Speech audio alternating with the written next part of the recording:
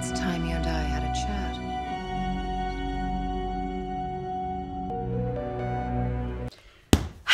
Nora, il faut que tu m'aides, je suis complètement paumé. Viens par ici, je vais t'expliquer. Salut à tous. Salut. Ça va? Et toi? Ouais, ça va pas mal. Bon bah comme prévu dans la vidéo des séries de la rentrée, on vous a présenté Westworld, et bien on va en parler, parce qu'on est à la mi-saison, on a eu l'épisode 5 qui est sorti il y a quelques jours. Et ça nous a emballé, enfin toi plus que moi. J'ai regardé les 2 premiers épisodes, je me suis dit oula, c'est compliqué, je suis perdu, il y a trop d'intrigues, machin.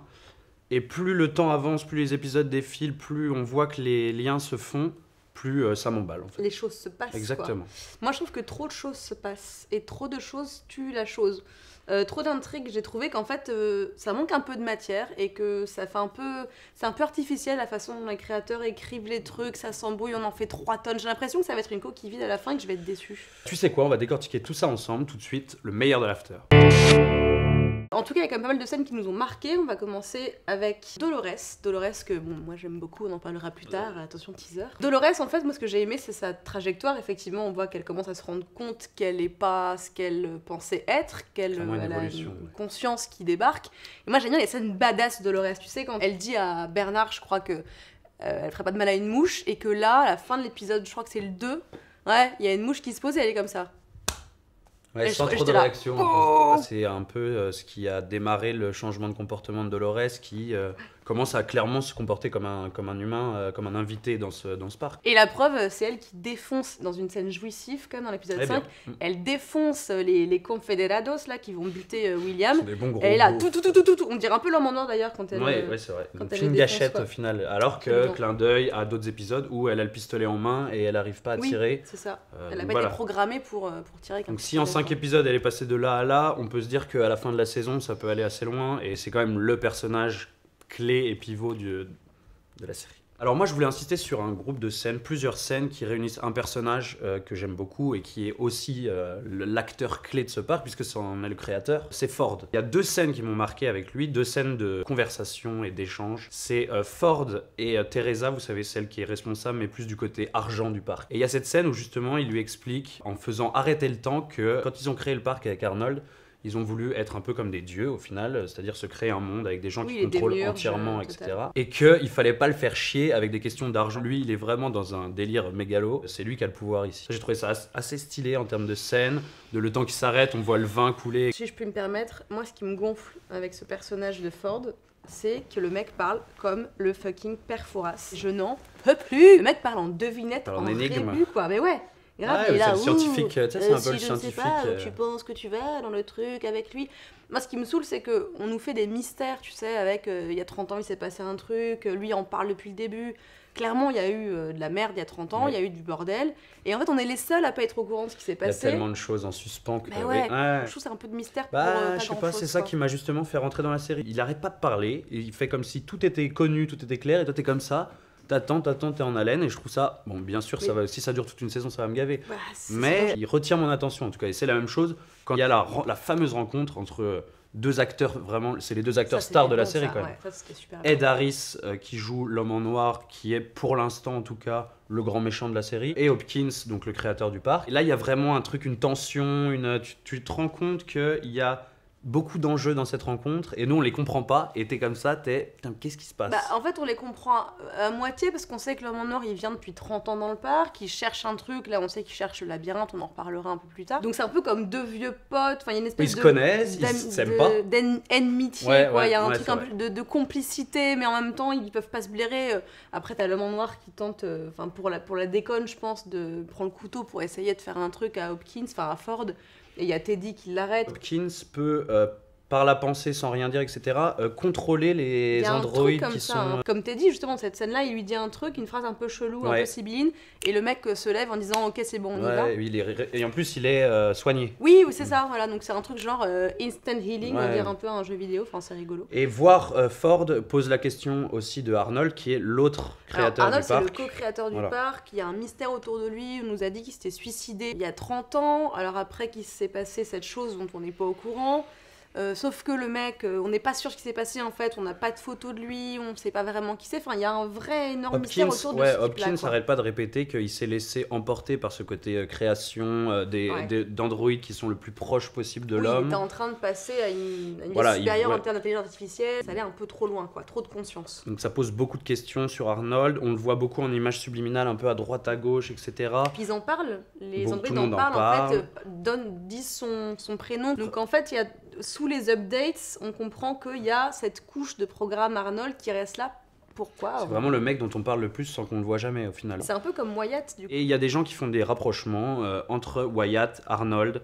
Est-ce que c'est une manière de recréer Arnold? Est-ce que Arnold traîne dans le parc, est vraiment dans le parc et genre a quitté sa vie normale pour vivre dans le parc et qu'il a vrillé complètement? Voilà, ça pose beaucoup de questions et c'est pour ça que voir Ford, même si ok, il parle comme le père Fouras, c'est beaucoup de clés d'intrigue qui sont abordées et c'est pour ça que j'aime bien le voir. Moi, un personnage que j'aime beaucoup aussi, c'est Maeve. De toute façon, les deux meufs, je pense Ça que c'est m'aurait les étonné. meilleurs persos. Bah ouais, tu sais, voilà. Girl Power, acte 2. Ouais, c'est un peu ça. Maeve, donc, c'est la mère maquerelle du saloon qui se rend compte de plein de trucs, qui fait des rêves de plus en plus bizarres, qui se rend compte que c'est pas vraiment des rêves. Et surtout, la scène où elle se réveille de son opération ça c'est un grand dans moment, le complexe de la société Delos, qui fabrique donc tous ces trucs-là. Ouais. C'était assez flippant parce qu'elle voit une espèce de charnier constitué d'androïdes. Exactement. Ça doit être flippant quand on se met à sa Elle place. rentre dans les coulisses de qu'est-ce que c'est l'industrie des los, comment quand quelqu'un meurt dans le parc, des mecs viennent le chercher, le ramènent dans le labo pour le réparer, le machin, le remettre bien et le relancer pour Et son surtout, nouveau... ils sont gaulés comme nous en fait, Ouais. donc ils pissent le sang, ils ont des viscères, et donc en fait elle se réveille avec le ventre ouvert. On voit clairement qu'il y a un énorme bug en elle, un peu comme Dolores, mais je trouve ça vraiment plus fort chez Maeve parce qu'elle a vraiment des visions, des C'est cauchemars. plus violent, ouais. c'est hyper violent. Puis elle se réveille vraiment. Elle se tue plusieurs fois parce qu'on la voit plusieurs fois revenir. Son corps revient 2 fois dans l'épisode 5. Ça fait donc 3 fois qu'elle s'ouvre en fait. Donc elle cherche quelque chose et on a découvert quoi à la fin de l'épisode 5. Oui. Elle se réveille, elle connaît le nom du boucher, c'est les deux bouchers un peu comiques. Ils sont pas mal hein, quand même les mecs qui opèrent, on aime bien. Ah, ils sont superbes. Oui, elle connaît son prénom, ça veut dire qu'elle est quand même à moitié consciente. On Quand ne elle sait s'est pas ce qui opérée, se passe, mais elle va avoir clairement Elle va avoir un rôle incroyable. clé dans, pas une rébellion, mais la Ouais, manière je dont pense, les une révolte, androïdes vont se rendre compte que leur vie c'est quand même de la merde. Mais du coup, à l'intérieur du complexe. Bon, bah, moi, spoiler alerte, sans aucune hésitation, mon MVP, c'est Dolores, qui jette la corde à une espèce de dégaine de Barbie complètement lisse, acharismatique, inintéressante au possible, mais c'est fait exprès parce que elle était dit, c'est un peu les Ken et Barbie du Far West, tu sais, la romance à l'eau de rose, des western spaghetti.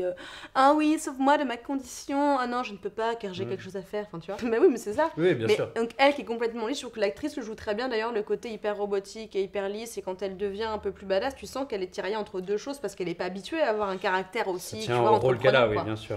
Et c'est quand même la clé. Cette meuf, c'est littéralement la clé de tout. C'est quand même le robot le plus vieux du parc. On le sait. Dès le début, on nous dit que c'est le plus vieux robot. Et c'est quand même la nana qui fait le pont entre le présent et le passé. C'est-à-dire qu'elle est dans 2 timelines. On en parlera plus tard, encore une fois. Mais on la voit avec Teddy, on la voit avec William. Et on va en parler parce que ce sont 2 timelines différentes. Donc c'est la nana qui est là pour tout, elle a vécu cette chose qui s'est passée il y a 30 ans. C'est la création d'Arnold, voilà. C'est le petit bijou d'Arnold, c'est vrai, son t'as premier... raison. Moi je l'aime beaucoup parce que elle a plein de trucs à nous apprendre et je pense que, non c'est sûr, pourquoi Bernard la reprogramme pas alors qu'il voit bien que ça merde complètement. Je pense que c'est parce qu'elle est nécessaire à la réalisation des plans de Arnold, Bernard, Ford, qui tu veux, de l'homme en noir... Sans elle, il n'y a rien. Je suis d'accord sur le fait que son manque de charisme soit lié aussi au rôle et au scénario qu'on lui a programmé. Je pense d'ailleurs que la deuxième partie de la saison va lui laisser beaucoup plus le moyen de s'exprimer. Je peux pas concevoir qu'on la mette en MVP alors qu'elle est si terne. Et toi donc, ton personnage n'est pas chiant, j'imagine, ton MVP? Non, il est pas du tout chiant. Moi, il décoiffe tout le long. Surprends-moi. Mon MVP, c'est qui d'autre? L'homme en noir, le fameux, joué par Ed Harris, qui est en plus un acteur que j'adore, qui joue à la perfection. Le mec ne rigole pas une seconde. C'est le pire ennemi de tous les androïdes du parc. Il en a tué, depuis le début, j'ai pas compté, mais au moins une vingtaine, facile. C'est une boucherie. Un des plus vieux clients du parc. Lui connaît le parc par cœur. Il a fait à peu près tous les scénarios et il veut toujours aller plus loin parce qu'il est persuadé, et c'est là que le maze entre en jeu, qu'il y a quelque chose en dessous et que Anthony Hopkins a créé pour les meilleurs joueurs un niveau au-dessus qui est encore plus mystérieux. Le game du game. Voilà, quoi. exactement. Donc c'est son obsession. Il est à fond dedans, du coup il a aucune limite, aucune pitié, rien. Et tu sens que ce gars-là, sous ses airs de mec hyper méchant, hyper badass, etc., je pense qu'il faut se méfier parce que c'est pas celui dont il faut se méfier le plus d'ailleurs. À mon avis, ça m'étonnerait pas que dans la deuxième partie de la saison, il soit moins méchant ou en tout cas moins diabolique que ce qu'on nous laisse croire. Bah, je suis d'accord avec toi, je pense qu'il est pas, en fait, il est pas méchant parce qu'en fait, il tue qui? Il tue des robots. Bon bah, c'est des robots, ils sont là pour être butés. Même la scène avec Dolores où il ferme la porte et il est censé la violer. On pense qu'il la viole, on le voit jamais. On ne sait pas. Peut-être qu'il la reprogramme, ouais, peut-être qu'il lui permet de trouver, de tirer avec un flingue. Enfin, on sait pas trop ce qui se passe. Mais je suis d'accord, je pense que le mec est pas méchant parce que de toute façon, il y a les méchants, les gentils, c'est un peu une notion un peu, voilà, un peu flottante dans Westworld. Mais tu sais, sans ma Dolores.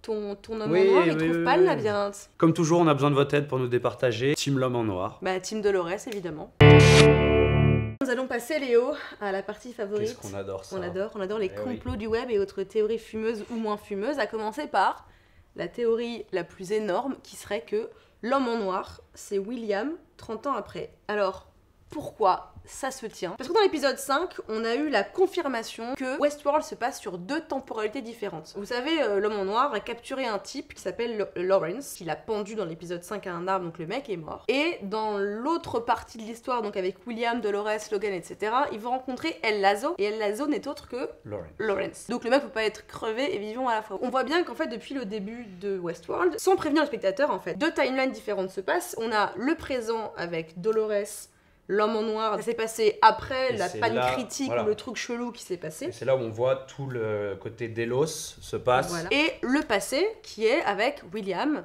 Logan et pas Teddy. Important parce que Teddy est avec l'homme en noir. Oui, et en fait, Teddy. Une des choses qui nous poussait avant qu'on ait confirmation que c'était vraiment dans le passé avec William, c'est que dans les premiers épisodes, quand le train arrive dans la gare de Westworld, on a toujours Teddy. Et quand William et Logan arrivent, il n'y a pas Teddy dans le train. Ils arrivent, on voit un logo Westworld très vintage, d'une couleur un bleu un peu passé. Ouais. La gare, quand William et Logan arrivent, elle est à peu près propre, nickel.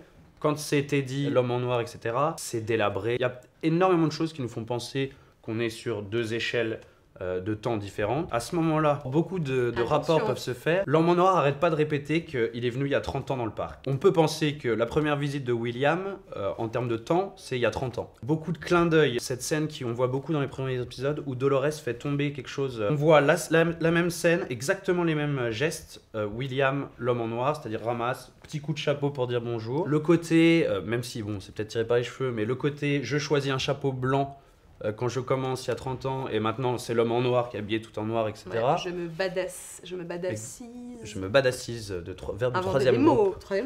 Voilà, beaucoup de choses qui nous font penser à cette théorie qui peut paraître folle, mais qui aurait beaucoup de sens. Et si on pousse le délire un peu plus loin, je dirais, est-ce que c'est possible que toute la partie de l'histoire, William, Logan, El Lazo, la Révolution, tout ce qu'on a vu, peut aboutir sur cette grosse panne, cette grosse révolution, cette guerre dont tout le monde parle et dont nous ne savons rien. Donc ça se tient et alors... Ce serait, moi je trouve que ce serait vraiment bien. Ce serait bien parce que ça veut dire quoi ? Ça veut dire que ça va converger, à un moment que les 2 timelines vont converger parce que l'homme en noir dans le présent cherche ce labyrinthe et dans le passé, Dolores et William, qui peut-être est l'homme en noir, cherchent aussi ce labyrinthe. Ils le cherchent pas vraiment, mais on voit que tout leur chemin est balisé par des petits symboles du maze, comme un petit labyrinthe, quoi. Est-ce que c'est pas à cet endroit même que passé et présent vont se rencontrer ? Autre théorie, là on est plus dans le délire d'Elos, etc. C'est Bernard. On se pose beaucoup de questions sur lui. La principale rumeur, ce serait que Bernard lui-même serait un hôte, donc un androïde. Et ce qui nous fait dire ça, c'est beaucoup de réactions. La relation Hopkins-Bernard, donc Ford-Bernard,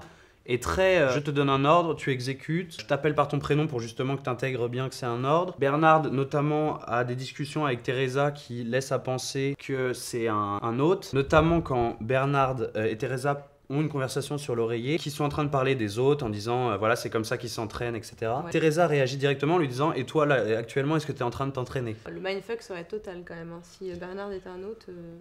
Alors... Ça laisse à penser, mais c'est pas impossible que Ford a créé beaucoup plus d'hôtes et d'androïdes qu'on ne le croit. C'est-à-dire que même dans le staff de Delos, il y aurait des androïdes, puisque le plot de Westworld, c'est quand même le fait qu'on n'arrive pas très bien à discerner qui est qui. C'est même carrément impossible. Alors ce qui me choque, c'est encore la troisième théorie, parce que alors là, la troisième théorie dit que Arnold, donc on rappelle le co-créateur de ce parc Westworld avec Ford, que Arnold et Wyatt seraient la même personne. Donc Wyatt, c'est comme tu dis tout à l'heure, le grand méchant créé par Hopkins, enfin par Ford pour la nouvelle histoire, la nouvelle storyline dans le parc, en fait la nouvelle quête. Ce serait le grand méchant que Teddy cherche parce qu'il veut se venger. Je crois que là aussi, William et tout cherchent Wyatt. Logan, William, Dolores. En tout cas, on en entend parler tout le temps aussi. Qui est ce Wyatt? Alors, ce serait Arnold, parce qu'en fait, attention, Arnold ne serait pas mort et il serait planqué quelque part dans le parc, peut-être dans le labyrinthe, on ne sait pas, parce que tu sais, le labyrinthe il est comme ça et au milieu il y a une espèce de figure humaine. Ouais. Ou alors, ça se trouve, c'est quoi? Attends, je viens de penser à un truc. Ça se trouve, Ford garde Arnold enfermé, prisonnier. Et le but ultime du jeu, c'est de sauver Arnold. C'est de sauver Arnold et pas Willy. Parce qu'Arnold et Willy... Wow, triple vanne. Elle est toute contente, putain. Tout ce que je sais et qu'on peut deviner, c'est que Arnold est en tout cas présent. On ne sait pas sous quelle forme, on ne sait pas... Est-ce qu'il est... Je rigole encore de ma vanne, pardon. Ah là mais je là, t'écoute. vaniteuse. Arnold est soit présent physiquement et il est encore vivant, il est dans le parc, soit il a été, comment dire, sa personnalité, ses caractéristiques, ce qui est tout à fait possible, ont été intégrés à un méchant ou à un androïde quelconque qui peut être Wyatt. Wyatt est aussi, selon l'homme en noir, quand il discute avec Anthony Hopkins, donc Ford, il arrête pas de lui dire: est-ce que t'aurais pas enfin réussi à créer un ennemi à ma hauteur? Le boss de fin. Voilà. You and everyone you know were built to gratify the desires of the people who pay to visit your world. Pour moi, la question ne se pose tout simplement pas. Westworld offre une expérience incroyable. Bon, les gars, il faut être riche pour le faire. Moi, c'est pas gagné. Mais c'est une aventure comme jamais on a vu. Je la vivrais plus personnellement comme un Ed Harris, l'homme en noir, c'est-à-dire à fond, essayer de percer des mystères, essayer de déceler des choses qui sont cachées ou dans lesquelles il faut aller le plus loin possible. Mais c'est une expérience incroyable. Vous revivez tout un monde que moi personnellement j'adore. Vous pouvez en faire quelque chose d'incroyable. Alors effectivement, ça a l'air incroyable, je suis d'accord avec Léo. En revanche, moi, c'est cette violence qui me... Et ça me dérange pas de mater une série violente, mais alors être dans un monde où les gens se font buter, et les gens sont des androïdes, certes, mais ils ont mal aussi, hein, comme nous, on a mal, ils sont programmés pour avoir mal, donc buter un humain et un androïde, il n'y a pas trop de différence au final, ou le violer. Et c'est vrai que c'est quand même un monde très très masculin, très viril. Alors l'époque du Far West l'était, hein, les femmes n'étaient pas en mode droit de vote, hein, je veux bien. Mais là, il y a quand même un monde créé pour les hétéros, plein de pulsions bestiales, donc non merci. Les amis, ça fait bien longtemps qu'on ne s'est pas affronté avec Nora, il est temps de régler nos comptes de l'été passé. On a besoin de vous, Team Léo, votre serviteur. Et Team Nora, je ne sers personne. Non mais votez pour moi. Il est venu le temps de donner une petite note à tout ça, à cette première partie de saison. J'attends tes dixièmes de points avec impatience. Non, je vais quand même pas faire chier. J'étais parti sur 3 au bout de 2 épisodes, et plus le temps passe, plus j'ai envie quand même d'encourager, je suis content, donc je vais mettre 4. Ils ont réussi à me happer, alors qu'au bout de 2 épisodes, je me disais... ça, je vais décrocher. Moi, c'est l'inverse. C'est qu'au début, j'étais complètement hypée. Je me suis hypée toute seule pour cette série. Je me suis dit, ouais, mais là. Et en fait, trop de storyline tue la storyline. Mais 3, c'est quand même pas mal, 3 sur 5. Je pourrais mettre 2,5, tu vois. Alors, en étant une fan de Lost... mais tu sais, on change beaucoup dans la vie 10 ans plus tard. En fait, je regarderais si pas Lost était passé... Ouais. Si ça passait maintenant, je pense que j'arrêterais au bout de la saison 3. Qu'est-ce que t'aimerais, qu'est-ce que t'aurais envie de voir là pour la suite un peu? Moi j'aimerais Maëve. Je pense que comme tu dis tout à l'heure, elle va un peu leader une espèce de révolte à l'intérieur de Delos. Ouais. Elle va foutre le gros bordel à Delos. Comme Dolores foutra le bordel dans le parc, je pense que les 2 femmes ont un rôle à jouer là-dedans. Et toi? Moi, j'attends plus Lawrence / El Lazo. C'est, à mon avis, un des leaders charismatiques de tous les hôtes et les androïdes aussi. Il peut avoir un rôle à jouer là-dedans. T'as raison, c'est vrai que lui pourrait avoir un rôle un peu. Et pour chouette. La fin de la saison, tu penses qu'on va se diriger vers quoi? Je vois pas la panne critique d'il y a 30 ans se passer à la fin de la saison 1. Vu qu'en plus, tu m'as dit que la saison 2 était quasi signée, c'est ça? Ouais. Moi, je pense qu'il va y avoir convergence des timelines, enfin en tout cas vers le labyrinthe, avec un énorme cliffhanger. Exactement, ouais. On peut tout à fait les quitter à l'entrée du labyrinthe, ou alors un gars qui arrive, c'est Hey Arnold. Super van, c'était mon dessin animé préféré. Beaucoup de questions et peu de réponses. Voilà, c'est tout pour nous, pour ce récap de mi-saison. On se retrouve à la fin de la saison pour un débrief plus complet. On verra si on a raison, si on a eu des réponses à nos questions. Ce serait pas mal. Et puis en attendant, commentez, partagez et abonnez-vous. Et à bientôt. Ciao. Salut. Non mais Westworld, bon, Westworld, ok, mais moi je Ouais. préfère quand même le parc Astérix, quoi. C'est trop bien. Tu connais la mer des Sables? Non? Bah on y va, je t'emmène. Ah, chaud. Allez, viens.